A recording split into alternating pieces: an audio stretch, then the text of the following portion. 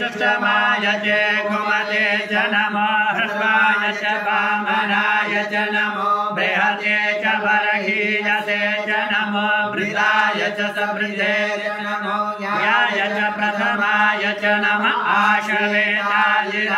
च नमः शीघ्राय च शिभ्याय च नमः पूर्व्याय च वत्सल्याय च नमो नाद्याय च द्विजाय च नमो ज्येष्ठाय च कनिष्ठाय च नमः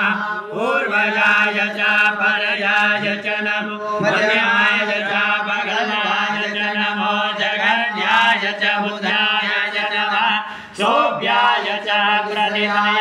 च नमो ज्ञानाय च शिव्याय च नमः श्लोक्याय च वदन्याय च नमः उर्वर्याय च कल्याय च नमो गण्याय च कक्षाय च नमः श्रवाय च